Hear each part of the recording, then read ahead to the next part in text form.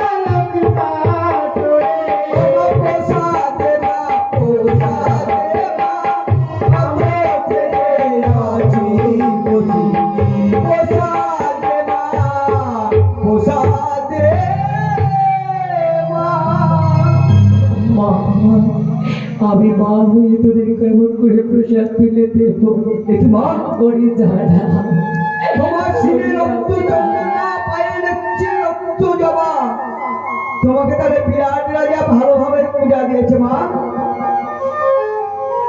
ও শিরে দেখি রক্ত চন্দন পায়ে রাঙা জবা মা দেখি রক্ত চন্দন পায়ে রাঙা জবা শিরে দেখি রক্ত চন্দন পায়ে রাঙা জবা দেখি রক্ত চন্দন পায়ে রাঙা জবা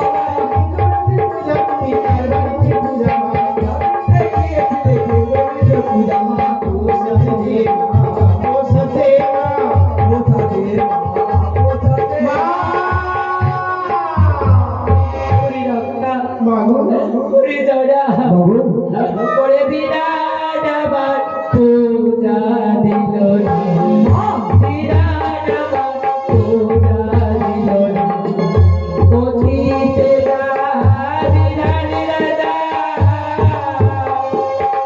বসে করে না শিকারা পূজা অতীতে বিরাট রাজা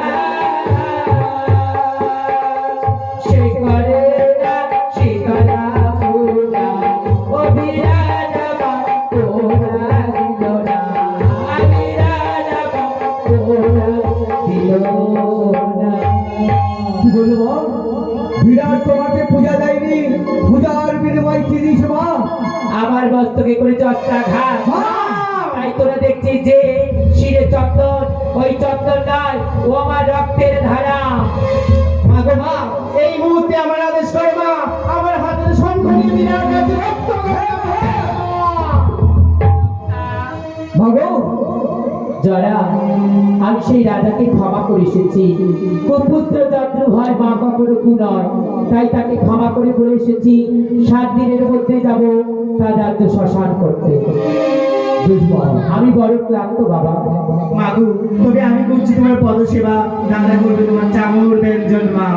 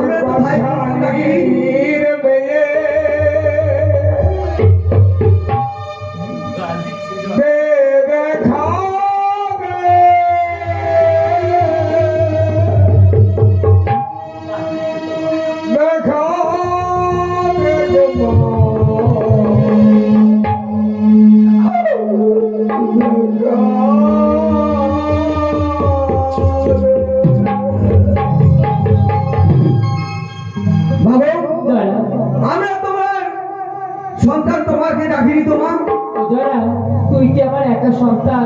কত সন্তান আছে স্বর্গদামে, একবার জেনে দেখ স্বর্গে বিপদে পড়ে আমার মা মা বলে ডাকছে। বেশ মা বেশ, আমি এই মুহূর্তে দেখছি। ওঠো ওঠো ধরো, যা আপনাদের আসলে মহামন্ত্রে একবার যাই গো।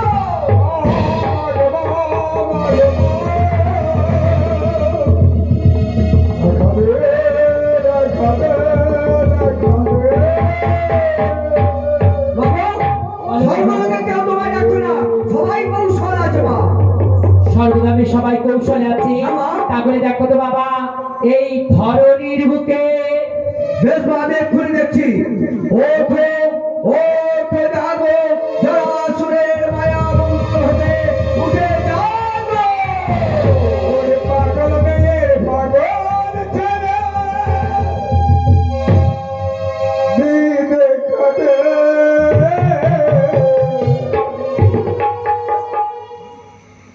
দিদে খাবি মাগো।